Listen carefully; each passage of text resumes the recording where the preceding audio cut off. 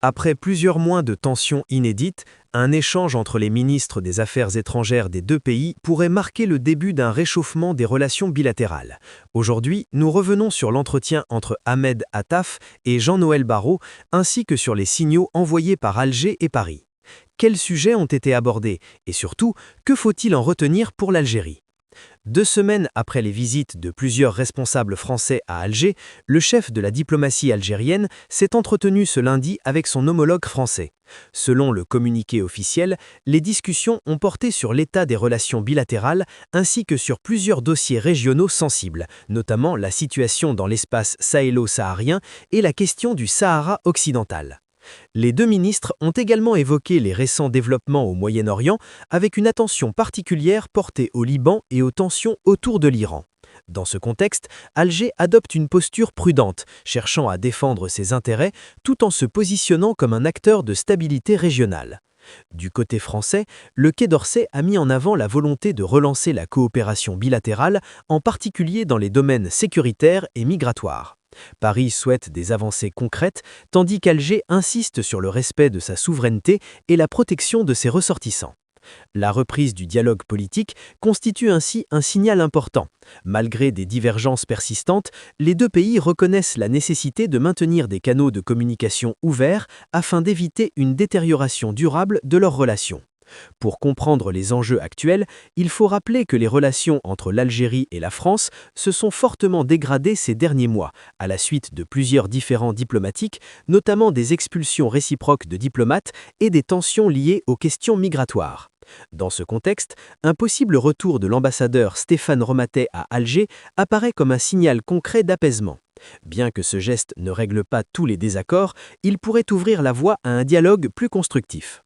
Par ailleurs, la situation internationale renforce l'importance stratégique de l'Algérie, notamment en raison de son rôle clé dans la sécurité énergétique de l'Europe et de son influence dans les régions du Sahel et du Maghreb. En résumé, cet échange entre les deux ministres marque une volonté de relancer progressivement les relations entre Alger et Paris. Toutefois, des divergences importantes subsistent, notamment sur certains dossiers sensibles. La question reste donc posée. S'agit-il d'un véritable tournant ou simplement d'un geste diplomatique symbolique ? Actu 1. Voici une reformulation claire et professionnelle de ton article. Projet de gazoduc transsaharien, une délégation algérienne en mission à Niamey. Une délégation algérienne se trouve actuellement à Niamey, au Niger, dans le cadre du lancement du projet de gazoduc transsaharien. Cette information a été annoncée mardi dans un communiqué du groupe Sonatrach. Composée de représentants de Sonatrach ainsi que du ministère des Hydrocarbures et des Mines, cette mission a pour objectif de collecter les données techniques liées au tracé du gazoduc sur le territoire nigérien en coordination avec les autorités locales. Selon la même source, les équipes algériennes sont également chargées d'examiner le cadre juridique et réglementaire en vigueur au Niger. Cela inclut notamment les procédures relatives à la pose des canalisations, les études d'impact environnemental et de danger, EIE et EDD, ainsi que l'obtention des autorisations nécessaires à la réalisation du projet. Plusieurs réunions techniques sont prévues avec les responsables de la Société nigérienne du pétrole ainsi qu'avec des représentants du ministère nigérien du pétrole, parmi les principaux acteurs impliqués dans ce projet d'envergure régionale et transcontinentale. Un lancement imminent. Ce programme vise à définir conjointement les premières étapes opérationnelles nécessaires à la réalisation des études du tracé du gazoduc transsaharien sur le territoire nigérien. Ces travaux s'appuieront notamment sur les résultats préliminaires de l'étude de faisabilité menée par le cabinet Penspen.